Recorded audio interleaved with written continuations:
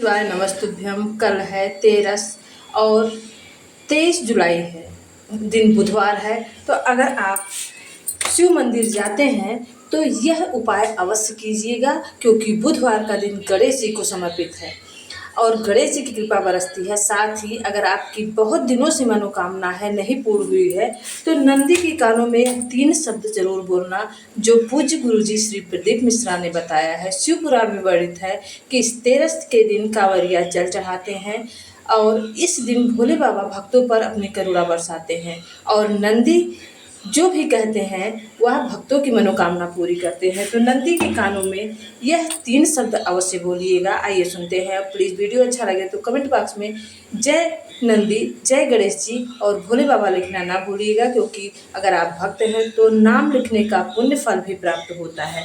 प्रभु की कृपा आप पर बनी रहे। आइए सुनते हैं शिव पुराण की कथा। कहते हो कि मंदिर से जाते समय नंदी के कानों में, बहुत सुंदर प्रश्न है आपके, बहुत भाव से और आनंद से आपने करा और जनमानस के कल्याण के प्रश्न है। ये केवल आपके लिए नहीं है, ये सबके लिए इतने जोरदार प्रश्न है। जो गलती भी करते होंगे तो उसको सुधार सकते।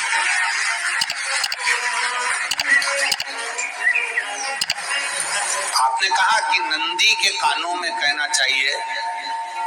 लोग हंसते हैं, कहते हैं बताओ वो नंदी के कानों में भगवान को कहना चाहिए। वैसे तो हम आपको एक बात बता दें कि दुनिया के लोग किसी दूसरे धर्म की कभी हंसी नहीं उड़ाते। दुनिया के लोगों को दूसरे का धर्म अच्छा लगता है।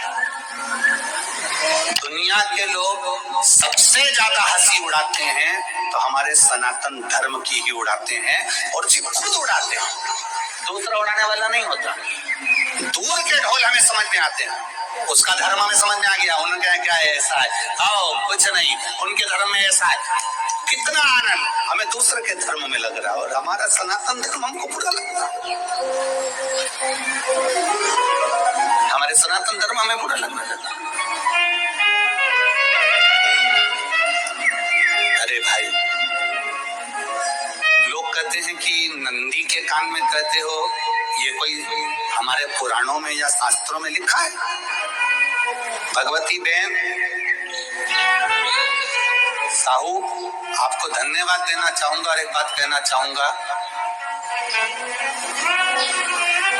जितनी भी शिव महापुराण के अंतर्गत चाहे उपाय जो बताए जाते हैं कि बेलपत्री ऐसे चढ़ाना, काली मिर्च ऐसे चढ़ाना, चावल ऐसे चढ़ाना, धतूरा का क्या महत्व है, शमी के पत्ते का क्या महत्व है, बेलपत्री के पत्ते का क्या महत्व है, ये जितनी भी बातें बताई जाती हैं ये सब पुराण के अंतर्गत से बताई जाती है। अब दुनिया के लोग इसको चाहे टोटका कह दें, चाहे दुनिया के लोग इसे टोना कह दें, पर पुराण से हटकर कुछ नहीं। और आप लोगों को अगर बोला है कि नंदी के कान में कहकर भगवान शंकर के मन में बात पहुंचे, तो ये क्यों कहा, तो ये भी हमारी शिव महापुराण में लिखा है, जलंधर के चरित्र में। कोई आपसे कहे कि नंदी के कान में बोलने से क्या होता है, ये जलंधर का चरित्र कह रहा है। माँ पार्वती जी का हस्त कमल पकड़कर जलंधर लेकर जाने लगा।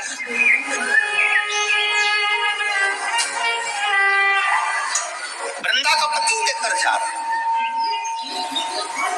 वृंदा तो भगवान की भक्ति में लीन रहती थी, उसको तो जलंधर को सबसे ज्यादा तकलीफ थी नारायण से, पर शिव के पास आ गया। क्योंकि ईर्षा प्रवृत्ति अभी कथा में कहा, कोई ऐसा होता है जिसको तुमसे बैर नहीं होता तो भी अंदर से ईर्षा जाग जाती है। कोई ऐसा होगा जिसको अंदर से ईर्षा जाग, अपने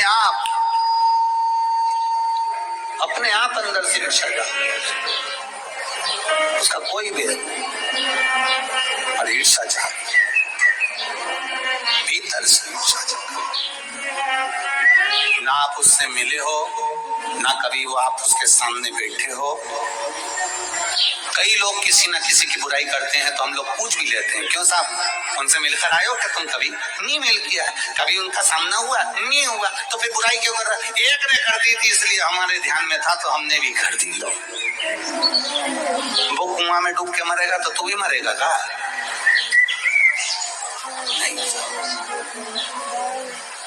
नंदी सामने बैठा है, गणेश जी को मालूम पड़ गया, कार्तिकेय को मालूम पड़ गया।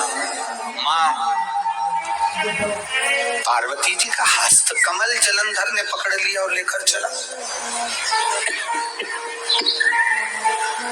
मालूम पड़ गया, तब नहीं रहा गया। गणेश जी को क्रोध आ गया और गणेश जी महाराज आए, शिव जी को जगाने लगे। पिताजी पिताजी पिताजी कर जगाए, उठो पिताजी, पिताजी उठिए, पिताजी जागिए, पिता को जगा रहे। भगवान शंकर नहीं उठे, तब में लीन थे। क्या करें हम, जलंधर के पास में इतना बल है, इतना बल है, और पिता की आज्ञा नहीं होगी तो हम कैसे मार देंगे इसको? मारने को तो मार दें। माँ ने आज्ञा करी थी कि जलंधर उसको तारकासुर को मार दो, तो कार्तिकेय ने तारकासुर को मार दिया। शिव जी की आज्ञा नहीं तो हम इसको कैसे मारें? क्या करें? सब कुछ गणेश जी ने देख लिया। शंकर जी के ऊपर बहुत बहुत बहुत बहुत प्रार्थना कर कर देख ली, पर शंकर जी नहीं जागे। तब आखिरी में विनायक ने, गणेश ने, जितनी लोग आस्था चैनल पर कथा सुन रहे हैं, जितने लोग फेसबुक यूट्यूब पर कथा सुन रहे हैं, इस बात को याद रखना कि नंदी के कान में कहने से क्या होता है वो इस कथा से सीख लेना। आखिरी में गणेश जी को लगा किसको कहूं, शंकर जी भी तप में है, नंदी भी तप में है, मैं किसको कहूं? शिव जी को कह के कर थक गया, पिताजी को बोल बोल कर थक गया, पिताजी जागते नहीं। अब मैं किसको कहूं ये बात, किससे कहूं?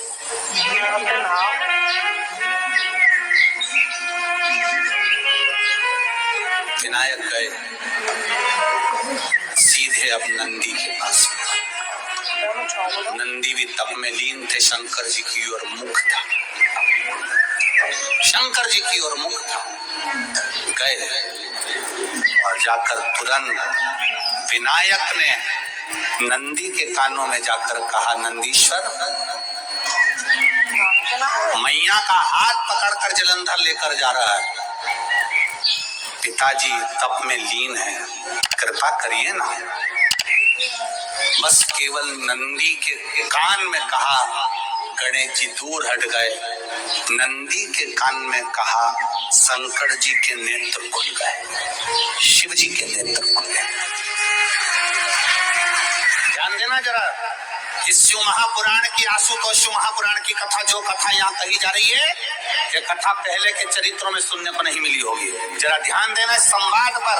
जितने लोग आस्था चैनल पर, जितने फेसबुक पर सुन रहे हैं, सनातन धर्म की हंसी उड़ाने वाले कह देते हैं नंदी के कान में कहने से क्या होता है, नंदी के सामने जाकर बोलने से क्या होता है, नंदी के पास बैठकर बोलने से क्या होता है, नंदी के पास बैठकर शंकर जी का मात्र दीदार करने से क्या होता है, दर्शन करने से क्या होता है। वो अच्छे से समझ लेना, जो लोग सनातन धर्म पर उंगलियां उठाते हैं, वो अच्छे से समझ ले इस बात को। श्री शिवाय नमस्तुभ्यम कमेंट बॉक्स में अवश्य ही लिखिए।